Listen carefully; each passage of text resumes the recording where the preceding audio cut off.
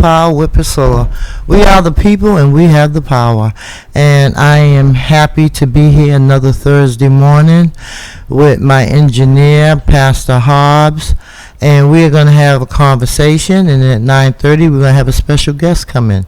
So if you want to talk to us, the number is 617-282-0685,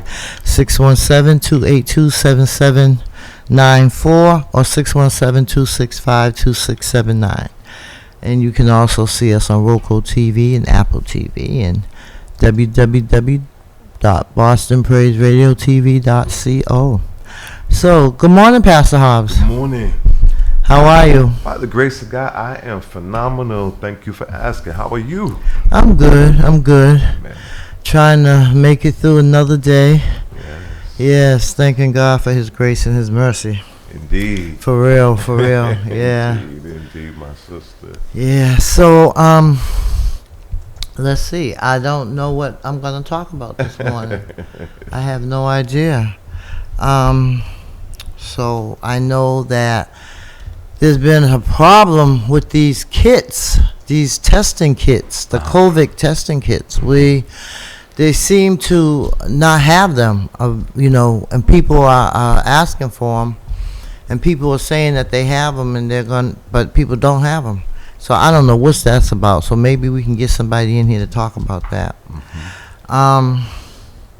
But I just feel like it's a new day. Mm-hmm. I feel like it's a new beginning. It's the beginning of a new year, and I'm looking for God to do some real great things in my life and the lives of my friends and family. There's so much going on. I don't even know really where to begin. I'm kind of like a loss for words, which is funny. Because I always got something to talk about, right? So what you got to talk about, Pastor? So much, as you said. I'm very excited. I mean, it is a new day. As I was looking at the Bay State Banner and the Dorchester Reporter, to be able to see, just the city council, is to see the diversity that's on the city council. Mm-hmm. I mean, to see, I was watching the news on last night, what's going on what I call Miracle Mile. People refer to it as Mass and Cass. Mm-hmm. To see the aggressive strategy that, again, people can say what they want to say, but the fact that it is being addressed, mm-hmm. It's been to hear homeless people who are dealing with mental illness and substance abuse disorder, to say, on the news, that they feel, that they've been struggling with this for so long, and they've been ignored. A population that's just really mm-hmm. just been allowed to just do whatever they do, and now to be able to have just the stability of a place a roof over your head, mm-hmm. A place where you can just have some humane kinds of conditions to live in, and from that place to have a chance to start to rebuild their lives. That's right. Yeah, I believe everybody deserves a second chance. Indeed. God gives us a second chance, right? Indeed. And thirds and fourths. On and on. Yeah, but there has not been an aggressive. It's just unacceptable that it's been allowed. I know. To the degree that it's been good. So I do applaud Mayor Wu mm-hmm. for it. She campaigned and said that she was going to aggressively address this, and to be able to see that they're cleaning up the encampments, they're housing people. I mean, that's the first thing that's stable. Right. Housing is healthcare. That's right. Let's start with that. That's right. From that place, we can address all the other services that people need. That's right. Housing is a basic right. I mean, to see people out there in those conditions, it saddens your heart. And especially when there's tons of housing, in the city, that could be utilized. They build all these high rises and they don't fill them up, and they just sit there. You mean tell me programs can't be made in them houses? I mean, in them buildings? Come on, what are they there for? It could be, and as we've talked about offline, this is the educational mecca of the world. Mm-hmm. It is also in terms of medical, right? Right. Some of the best healthcare in the world. Yes. And so these institutions, particularly the higher institutions of learning, really, we've talked about, payment in lieu of taxes. They really need to aggressively be partnering with the city and with the state to be able to do long-term housing and innovative kinds of programs that are really going to be able to not just help people but to thrive, not just to survive. That's right. That's so true. That payment in lieu of taxes, to me, it's a joke because they're not doing it. It's not enforced. They say it's a voluntary thing. Well, you know what? Let's stop being voluntary. Let's make it mandatory. Let's write it into some type of law. That because you have billions of dollars. You're gentrifying people out of their communities, and you're not giving. What are you giving back? Crumbs. Yes. And so that needs to be addressed. Why have something that's voluntary? So we'll talk to some of our state and city councilors about that because they talked about it, but you need to be doing something about it. Absolutely. And so these large nonprofits, they just they could be giving back more into the schools, Boston Public Schools. Like you said, mega of education, and look at our Boston Public Schools. Right. And so all we know that it all can't be solved in a day or two, but if we're working on it, if you're working on it, then that's the beginning. I really believe that. I'm happy to see the city council diverse too, because I don't know if we're gonna ever be able. I don't know if we're going to ever be able to go back down to City Hall because I'm getting my senior soldiers ready, We're talking and we're planning and, we're going to either be going to City Hall when they open, when they have the Wednesday hearings, or we're going to be Zooming. Good. And so it's a group of seniors, and, we want to go to these hearings and hear what these city councilors are saying, and if in time comes, be able to testify so our voices can be heard. And and the good thing about it is now that they're doing a lot of Zooming, the seniors don't have to leave their homes.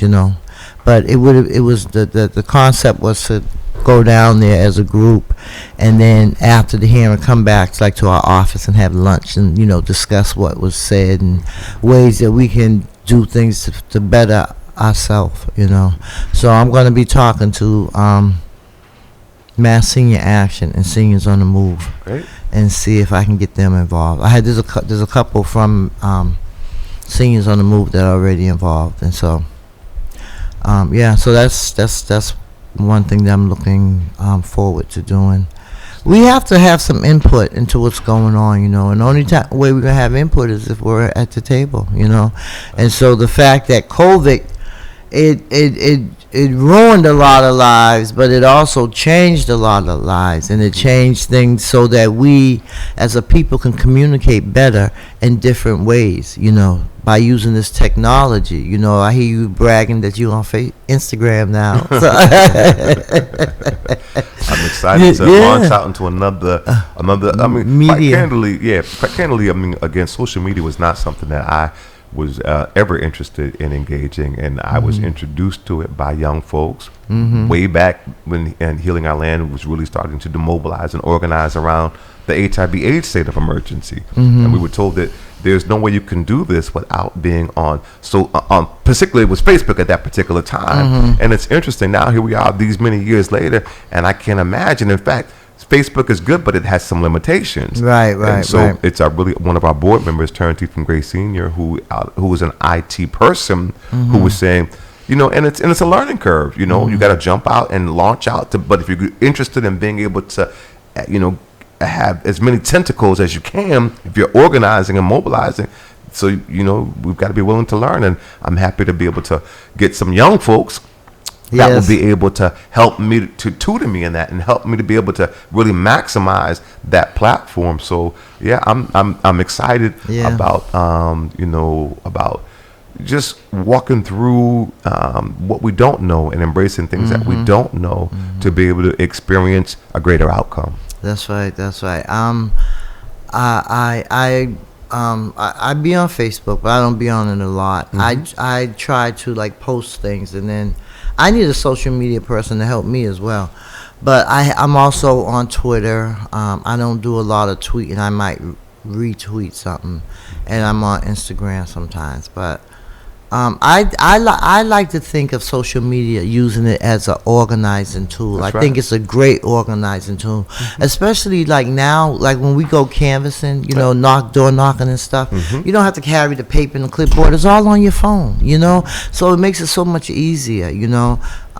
There's, you know, like Mass Vote. They do a lot of canvassing and outreach and things like that, you know.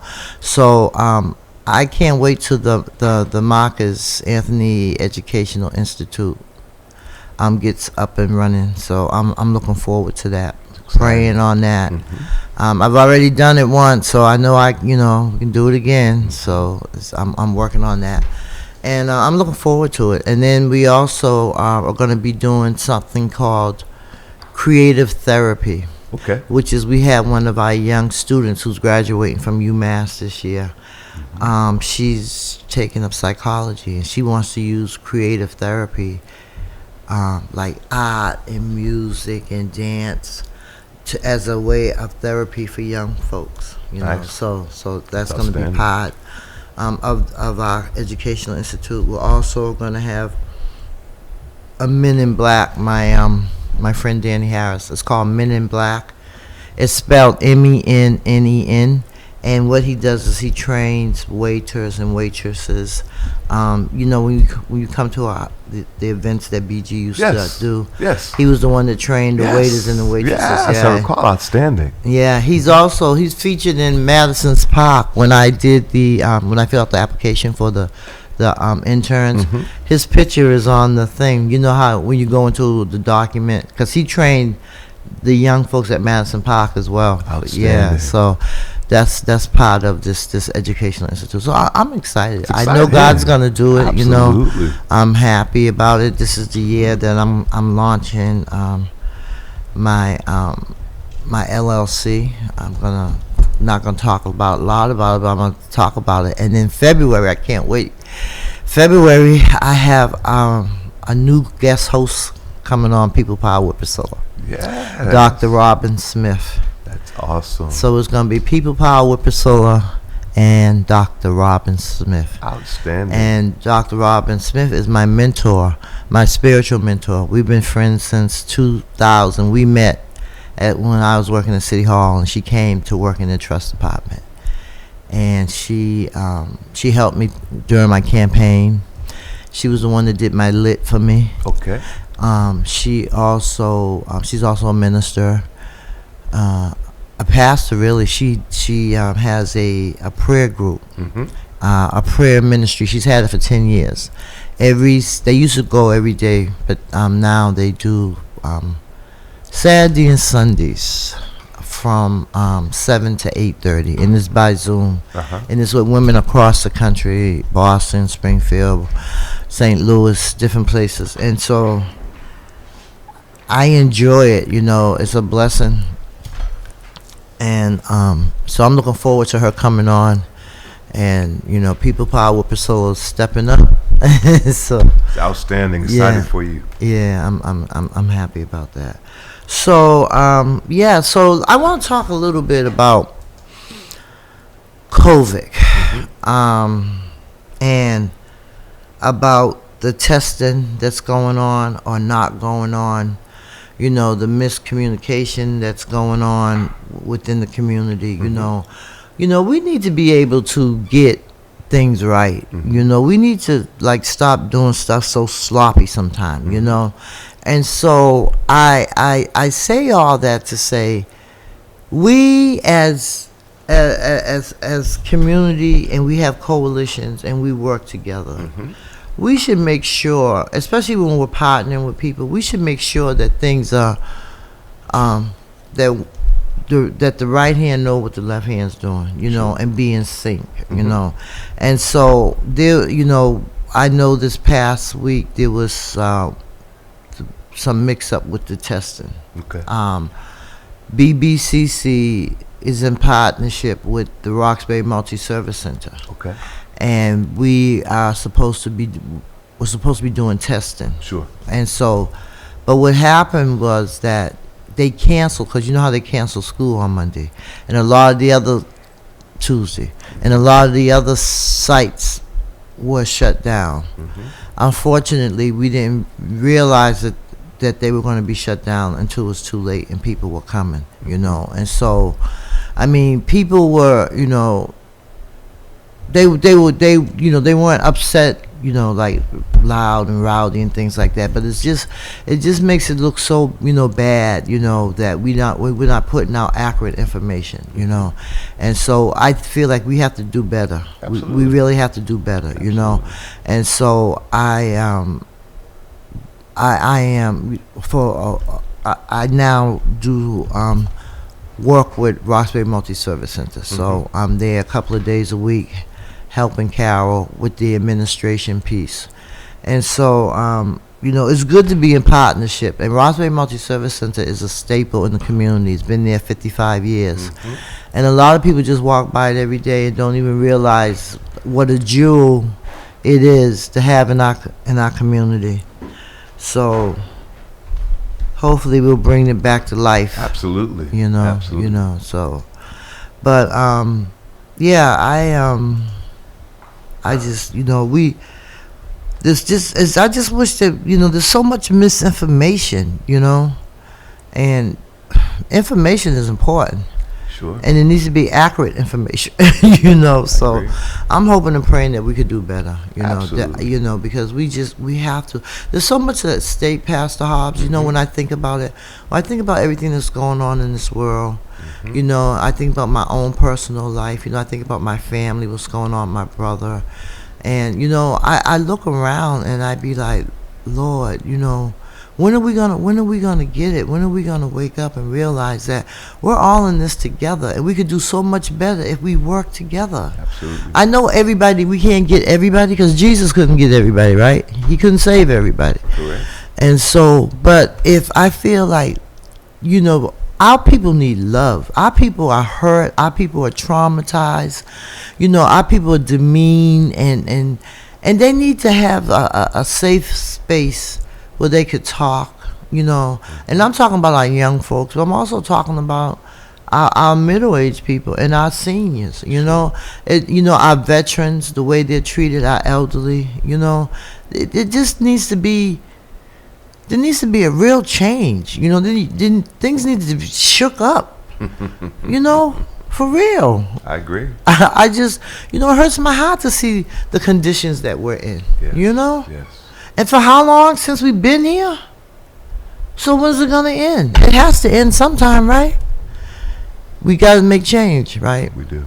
And so we do. I'm optimistic. We have to be optimistic. As we're approaching celebrating Reverend Dr. Martin Luther King Jr.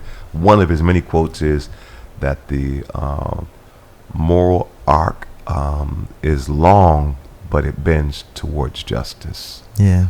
So we have to believe, and the truth of the matter is it's progressive, it's intergenerational, so we're not gonna see it. Right. He said, I've seen, I might not get there with you, but so we've made progress, yes, right? We've got to recognize progress that we've made.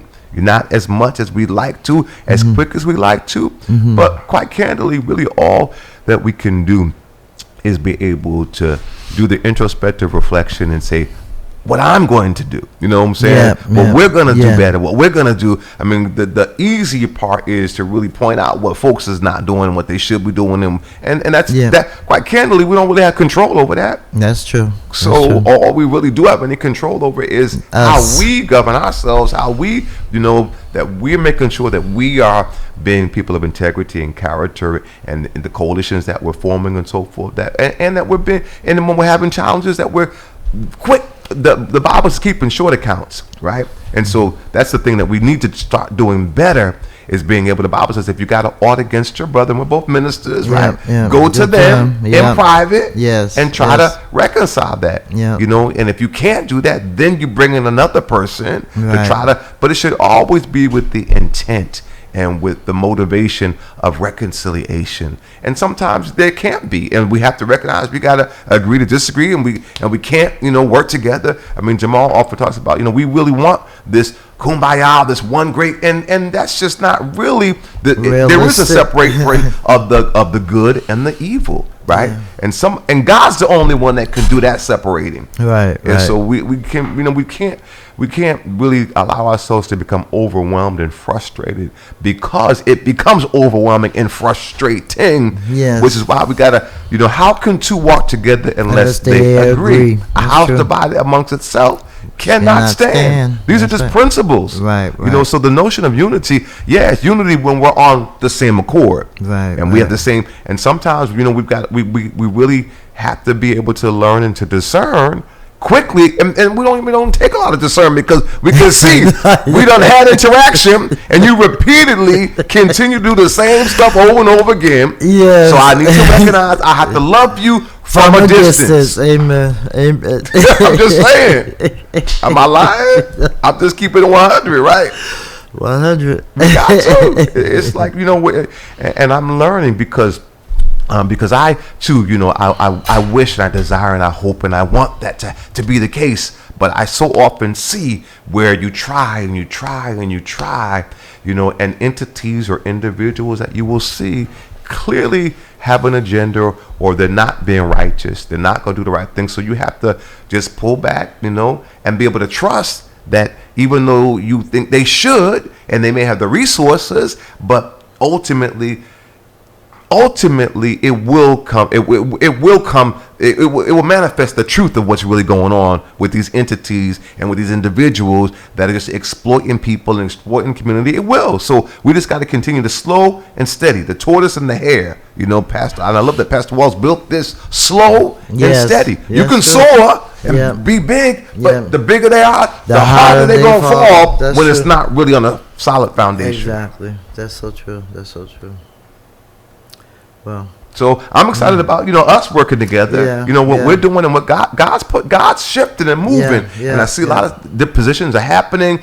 People are leaving positions. People are being appointed. There's being elections, and so God is sovereign in the midst of the chaos, in the midst of the confusion. He's moving His people forward. It's exciting. It's a really a very, very exciting time, and I'm excited to see what God is doing. And I'm just trying to maintain not being distracted by all of the chaos and the craziness and the confusion. Yeah, me too. I'm learning how to pull back. I'm like, you know what? See ya. Bye. I'm not going to go through this no more. Nope. Life too short. It's too short. Nope. I'm too close. I'm closer to 70 than I am to 60. Wow. So. God has kept you. So she's been through a lot. Whew, yes. And I'm still going through. But God is able. I tell you, God is able. And I'm just so excited because my friend, Dr. Robin, right? I mean, I think about how we got connected working at City Hall, and how that book. That's when that book, The Purpose-Driven Life by Rick Warren, came out. Yes. And she was like, you should get that book, Priscilla. You should read that book. And so I bought the book, and I had like a companion book with it, like a work study, right? And so I said, it says that you maybe should read this with someone.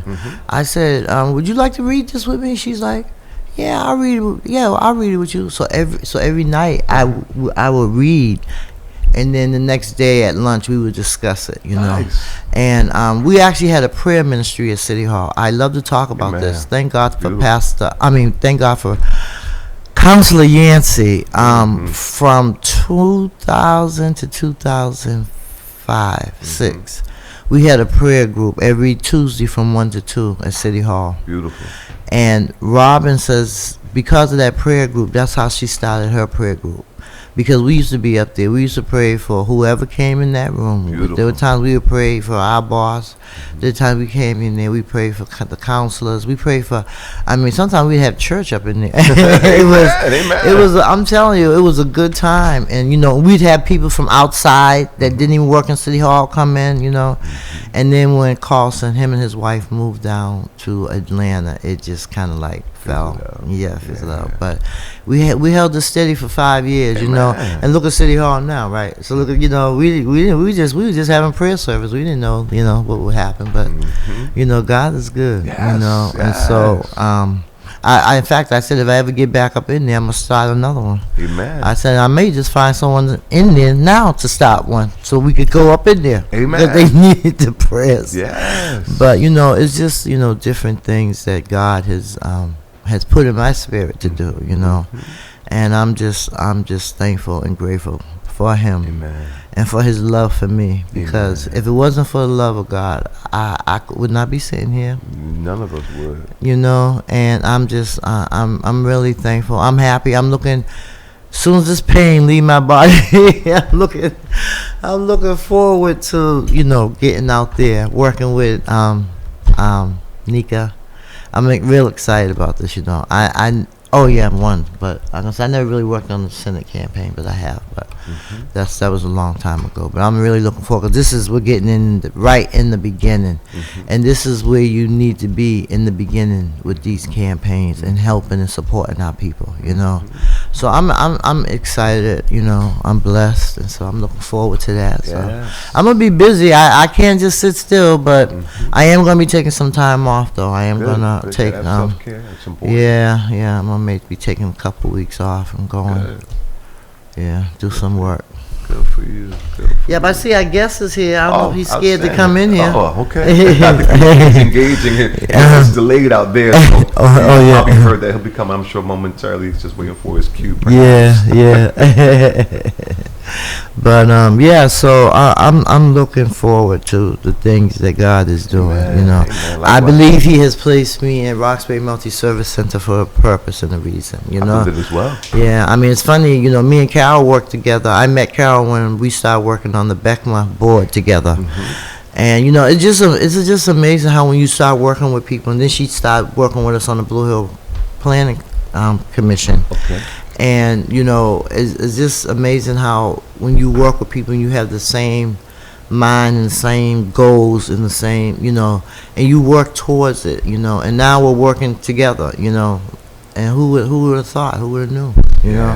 Yes. So it's very exciting. As you know, Healing Our Land was birthed out of a support for HIV positive men of color that was called the Living Room at the Multi-Service Center. So it's interesting. Good morning, brother. Come on in. So it's very exciting to now reconnect with you working in that capacity. Man. Good morning. Good morning. How are you? Oh, another fun day, another blessed day. Yeah, welcome. Yeah, it's wonderful to see everybody. Yeah, it's good to be seen. I'm telling you, without being in a box, right? Well, we're all taking our time and trying to be safe, and it's wonderful to be here in communication and fellowship with everyone, but also to everyone who's out there in your audience. I just want to say I hope each and every one of you are safe between this weather and this virus and just the burden that it places on our spirits and our souls. It's so much. So it's times like this where I think community is so important. I'll say. So how are you, David? I'm doing well. Oh, and by the way, for anybody who doesn't know, I'm David Halbert. Nice to be here. I know. We just slipped right into it. That's because we know each other. We're good. No, but it's I'm doing well. I'm blessed and highly favored, and that's a wonderful thing to be. So I'm excited to be here. Excited about, as you were just discussing, this new season of change that we're about to enter into here in the state. I mean, we got so many different, on the political side, so many different races, and more importantly, of course, there's the parlor game of politics, but it's really about what these people can bring to the table and the change they can make in our communities, right? And how important that is, So folks, as you were saying, the second Suffolk Senate race, obviously that's going to be contested hotly, and we're going to see what happens there. This governor's race, the lieutenant governor's race, where it seems like there's a new person every day. You know how it is when things open up. Everybody in Boston want to run for office. Everybody, and now it's statewide, right? There's so many folks. So, but it's good. It is, because maybe we'll get some more diversity, up at the State House. Maybe we'll get some more women and men of color up there, instead of just being 5 or 6. I remember when we only had one, and she held her own. And now, people are stepping up and and people are coming with, real positive action. Absolutely. And it's good when you can go and talk to a legislator or a senator and have them help you write legislation, because that's what it's about for me, Right. It's about changing these crazy laws that they have on the books and, making something positive, changing them, making them so that they're righteous laws. These laws that they have aren't righteous. They don't help us. When there were so many folks there at the State House the other day, people like my friend Representative Nick Aligardo and Mike Connolly from Cambridge, others, the mayor testifying about rent control and how we need to create an option for that for communities that are feeling overburdened and people are being, as we know, priced out and pushed out of our communities. Neighborhoods are being destabilized from people who've been here and contributed for generations. And so, as you said, we have to make those laws in a righteous way that really speaks to the needs that people have. And we need to make sure they're enforced. Absolutely. Definitely. It doesn't make any sense to write these laws and don't enforce them. No, you have to. So that's one thing I was glad. I'm glad that the Boston Employment Commission now in the position where they will be sanctioning developers and contractors who are out of compliance. So and we need that. And thank you for your work on that for so long. That's important. And speaking of people we should lift up and celebrate, I just want to put it out there. We want to say congratulations to now State Senator-elect Lydia Edwards. Oh, yes. So that means someone else is going to come up in her place. Yes. So it's just, it's amazing how things are shifted. I remember when I started working at City Hall in 1991, I worked for the Elderly Commission. The Elderly Commission was located on the 8th floor. And I worked there for a couple years, and I met Garrett Saunders and Eddie Jenkins. My brother Kenny, had me come to a meeting at the Freedom House. Never forget it, the old Freedom House. And Garrett was running for District 7. Eddie Jenkins was running for City at Large. And there were some other races, but I wasn't really interested in them.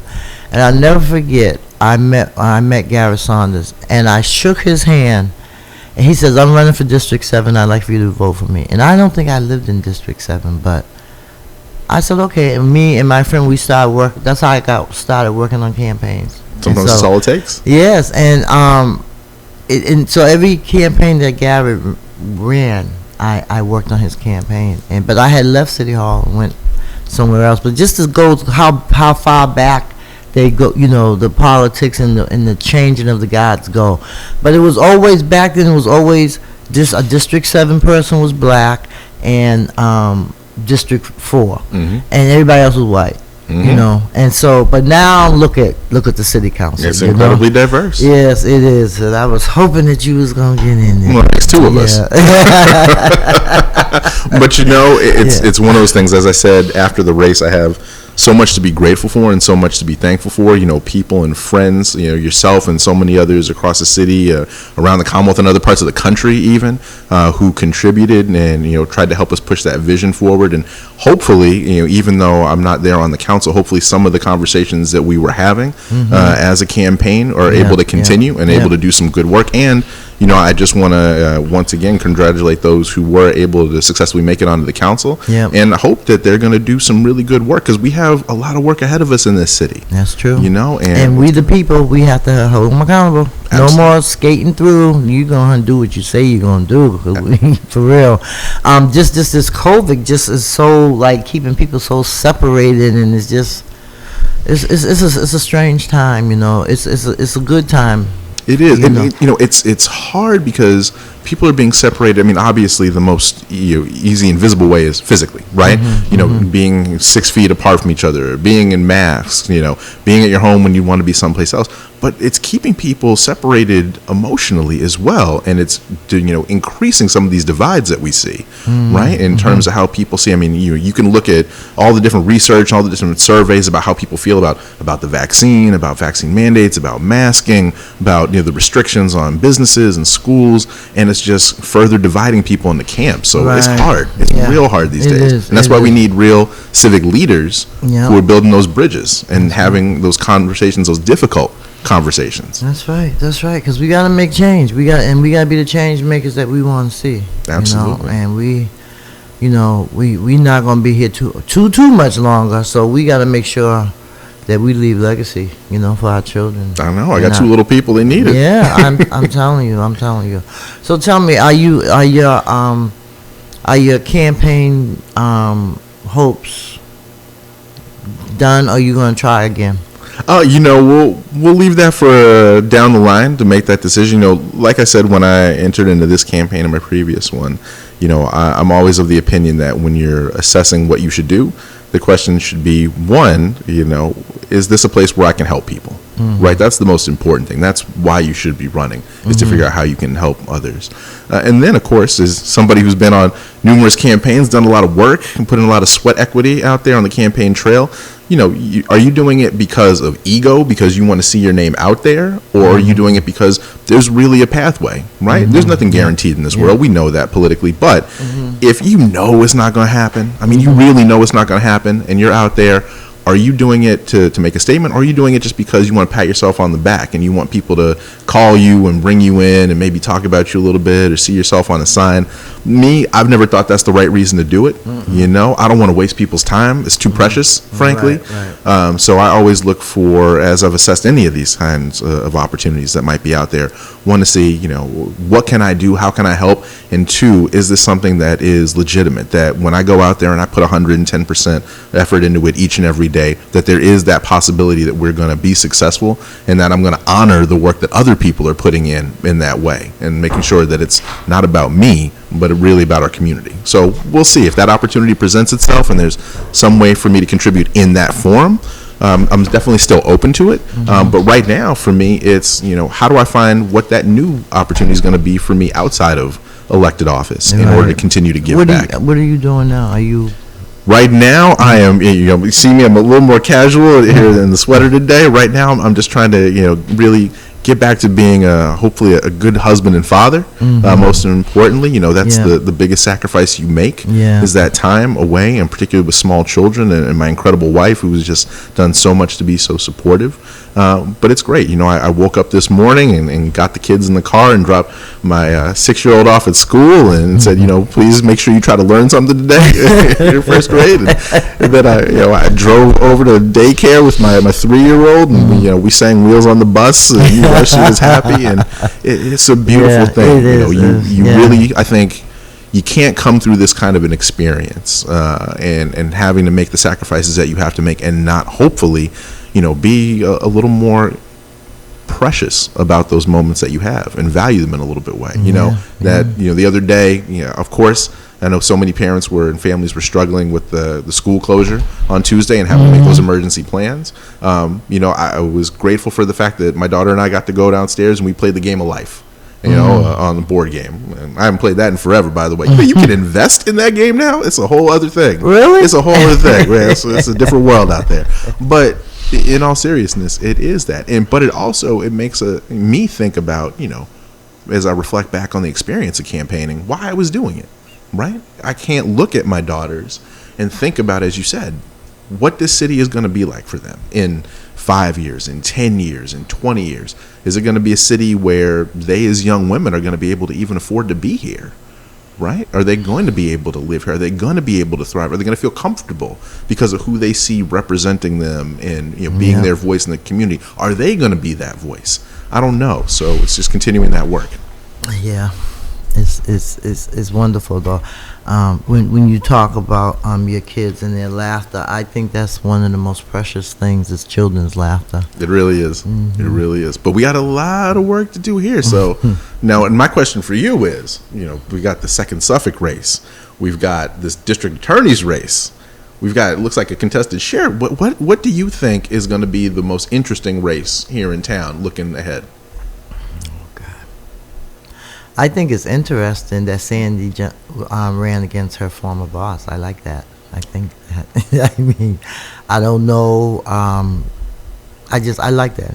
I like that. But I don't know her that well, So I don't know that most, I don't even know. Well, I'm sure if you send out an invitation, she'll come on down and be more than happy to introduce herself. I think it's it's going to be very interesting. I hope that through that race that more people learn about, as I know the pastor knows very, very well, the work that happens behind the wall. And it's a world that far too many people don't know about, and it impacts communities, particularly our community, in very, very real ways. So the people that are there in those roles, particularly a sheriff, is actually a very important decision for our community. I know, and I think Sheriff Thompson did some good work. I know Pastor Hobbs. He was the one that worked with you about the the ballot box, right? He is. Yeah. So we worked with him very intimately in his legal team to actually craft the legislation that is going to that's right now sitting in the House, and God willing it will be. In fact, State Representative Nika Elugado, she wrote the legislation. We had the vision. She helped us, but collectively we worked back and forth to craft the legislation that's now hopefully going to pass through the House to the Senate. That will become the ballot box initiative. That will and. In that process, already we have a drop ballot box for the first time in the lobby of the Suffolk County House of Correction and the Nashville County Jail. That's progress. That is. Because they were able to, up until 8 p.m., they were able to deposit their ballots at that drop box, right? However, you still have to be at the will of the correctional officers, the case managers, for them to be able to get it from you to that ballot box. But that is major, Pastor. It's that progress. would not have happened without you. Absolutely. There's no way nobody else can take that credit, because you pushed and you pushed. You pushed to get to go in and be able to sign folks up to get to be able to vote in the absentee ballot and all that. That is all you, my brother. So you need to take a bow. To Yes. God be the glory. To Yes, God be the glory. but that's what consistent and persistence does. Consistency. To God be the glory. He just really gave us a burden for the population. And interesting, in the process of doing that, we just learned so much. First of all, that there are people who are on the elections committee, who chair the elections committee, who did not know that people who are incarcerated could vote. So that education, right? It's just an unforgotten population. Absolutely. It's people and there's 500 people at Nashua Street capacity. There's 500 people at South Bay capacity. So here's 1,000. That's just at the. So think if Julia Mejia, she won by 1 vote, right? And we know there's the African American Coalition. These are people who are upstate, right? Who are organizing with people who are outside to influence people like State Representative Nika Elugado, like now our U.S. Attorney Rachel Rollins, right? Like Liz Miranda, so many other elected officials. They will tell you that it was returning citizens who were behind bars, who advocated with their family members who can vote to be able to get them in place, which is why they have a mandate now to be able to do real reform that's Right. gonna not be maintained the status quo. Absolutely. Praise God. Praise Absolutely. God, Pastor Hobb. You the bomb. To God be the glory. I know, but see, it's the and Pastor Hobbs, he's just a pastor, everyday man, just going about doing work for God, and look what he accomplished. Absolutely. So to God do be the glory, because for the things he has done, and how he puts the people in place. Like had Nika not been there, it may not have happened, right? It wouldn't have happened. Because did you ever have a conversation or anything with Jeffrey Sanchez or any of the others? We've tried, and it was a person, God, the sovereignty of State Representative Nika Elugado, whom God connected us with as a woman of God, who said, I'm going to help write this legislation. She took it, right? We pushed a lot of elected officials, and we got a lot of pushback from black and white elected officials. So she was just one that got it, and it was a sovereignty of God that gave us that connection, and she helped us to craft it. She had a relationship with Sheriff Tompkins, so that we went back and forth, so that we're in sync. Yeah. Right. So we're not. So now she's working to be able to find out what it's going to take to be able to get it past the House and to the Senate, and listen, now that she's running for senator herself. Yeah. So we're hopeful that will happen, and we'll be able to have qualitative, documented outcomes to see. And again, to Sheriff Tompkins' credit, he's the only sheriff in the entire Commonwealth that's a person of color, right? First of all, He's one of the few, and to take a step back from that, he's one of the few nationally, particularly black sheriffs. There are very few, people don't realize, there are very, very few black sheriffs in the country. Wow. Right? Not just in the Commonwealth, in the country. Wow. And people forget, the sheriffs, the populations that they control. Yes. Right? That's what it is. Care, custody, and control within those facilities. Yes. When people get up, when people go to bed, where they go, what they eat, what they do, what they say. If you don't have people with a heart for helping people at a low point in their life often, and trying to give them that opportunity and believing that they can make some changes, it can be incredibly, incredibly detrimental and damaging. Indeed. Amen. I agree. I mean, he's also, Sheriff Tompkins also brought in candidates, correct? Am I correct, Pastor Hobbs? He's done forums inside the what prison. a difference a DA makes, right? So that was again, all the district attorneys, he held it inside the House of Correction. Unprecedented that you bring the candidates. It's one thing to let you know you have the right to vote. It's another thing for you to make an informed decision with who you're going to vote for because you know their platform. So, but I want to back up to your point about, because I have been as lifting up Sheriff Tompkins because of the exemplary work that he's doing. I'm part of a coalition called Democracy Behind Bars Coalition, and they're progressive, and these are sheriffs all across the Commonwealth. And again, I'm seeing the stark contrast where some sheriffs weren't allowing you to come in pre-COVID, definitely not allowing you to come in during COVID, and he allowed pre and during. He said it's unconscionable that you will not allow a person who's a returning citizen to exercise their basic right to be able to vote. So he gets it, right? But I've been challenged even in lifting him up for what he's doing. I was told that no black man should be a sheriff of any prison in any place. And in fact, I was very rudely interrupted in the process of a press conference when it was brothers, these are black men who were in front of the State House saying enough is enough. And he came to this, and he was across the street. In fact, you were there, and Brother Lowe was covering for Boston Black News, and I was called at that point to be able to give talk about what we're doing about this ballot box initiative, that you need legislators to pass, and he was the one helping us to be able to craft the legislation and implement it. And I was cut off and told that a person was ready to shut down the whole thing because I was lifting him up, and it was told that no black man should be a sheriff over any jail. But how do you have somebody who's not inside, who is doing what you're saying? You have to have an inside-outside strategy. Well, it becomes a question of, is it an either or is it a but and? Yes. And I think that there is an understandable reason that people react that way, right? And that either or mentality.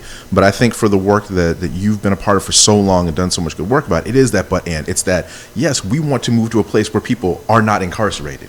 We want to move to a place where people do not feel terrorized by law enforcement they feel is supposed to, or state is supposed to protect them in their communities. Of course, that is our goal. But we can't let, one, the perfect be the enemy of the good, and two, we have to say, for those individuals who unfortunately are in that situation right now, we can't step away from them in the pursuit of that. We have to help them where they are. My mother is significantly smarter than I am, and she has a phrase that's really gone to my heart as I've gotten older, in particular as I've been a parent, which is, you have to work with people where they are to get them where you need them to be.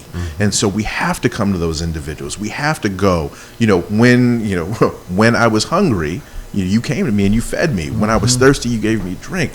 When I was sick, you came and tended me. When I was in jail, you came and visited me. Yeah. That is the message. That is the mandate. That is the charge that we have, and we have to take that. So yes, I'm right there with folks who want to say we need to fundamentally change, if not dismantle, this system that we know, the prison industrial complex and all of it. I absolutely believe that. But until we reach that goal, right? Until we get to that promised land and we're walking through this desert, then we have to make sure that we're taking care of the tribe that is around us. And that means we have to do those things, whether it's about enfranchising people for the vote, whether it's making sure that they have access to education or the mental health treatments or the substance use disorder treatments that they need. And unfortunately, it is an indictment on our society writ large that for most counties, the main place that people from a volume standpoint can get mental health treatment is while they're incarcerated. That is a failure for all of us that we have to get to. But simply saying that we can't have these people in these roles as if them stepping away means that the work doesn't happen, right? Because that's a thing. You know, I remember when I was in graduate school, I was in one of my policy classes with one of my favorite professors, and he was bringing up, said, you know, there's a lot of people who say we should get rid of this agency, get rid of that agency, but the work those agencies do still has to happen. So I would much rather have somebody who actually cares about that community in that role, who also has an eye towards how do we make those kind of intentional interventions? How do we make those kind of policy decisions that reduce or eliminate it? I won't say that I can speak because I am no spokesman for Sheriff Tompkins or anyone in there, or Sandy for that matter, right? But I'll say this. I think if you were to ask both of them, if you had to step away from being a candidate for sheriff or being sheriff tomorrow, but that meant that everyone who was in there was able to be free, was able to get the kind of support they needed outside of a correctional facility, would you do it? I think they would say yes. Okay. I think they would say yes. But unfortunately, we also have to deal with the reality on the ground. The reality on the ground is Steve Tompkins walking out that door doesn't tear down the House of Correction. It doesn't open the gates. It doesn't open the cells and allow people to be free. Correct. Right? So I would much rather have somebody in there who wants to think about how we can bring the best possible interventions that we can in those spaces, and also what we can do on a broader level to make sure that people aren't showing up in the first place. Correct. Yeah, prevention. And we got a big one. I mean, we talk about it. Of course, we're in Boston. We talk about things in Boston, but really, we're at actually a really interesting inflection moment across the state. Look, and here in Boston, we're going to have potentially a new district attorney and, either the continuation of the current sheriff or potentially a new sheriff. That's huge in terms of, and by the way, a new police chief. I mean, our whole, criminal justice law enforcement apparatus is really on the cusp of significant change. Not to mention a new governor, which means a new executive secretary for public safety and security. That's the Department of Correction, probably potentially a new commissioner there. We have, to your point about what a difference a DA makes, Rasan Hall is potentially running for Plymouth County District Attorney, down there. And that's going to be a big shift if he's able to make it. To that point about, I know when you said there's certain sheriffs who don't want to be involved in certain things, right? Thomas Hodgson down in Bristol County is getting a challenge as well. We could see some real significant changes in what's going to be happening here. And hopefully that means we're going to see some positive things. Once again, making those incremental steps towards getting people free. That's right. That sounds good. And it's exciting. It's going to be an exciting year in Boston in politics. Absolutely. I need to retire from politics. Come on, you can't retire. We need you. We need you too much. I'm tired. Y'all make me tired. But it is going to be interesting. There's going to be some interesting things that's going to be coming up. I know. And so I'm just looking forward to our people moving. I just want to see our folks, our young folks, just really taking charge of what they want to do with their life, because our young folks, like a lot of people don't like. Sometimes young people, they do get on your nerves, but I'm gonna be honest, they do, but there's also some that really want to learn, just really want to be mentored or taught, it's just, and those are the ones that we need to kind of grab at, but then the ones that don't, we need to find out why, what's wrong. We have a caller? Yes. Good morning, caller. You're on the air. Good morning. How are you all doing this morning? Good morning.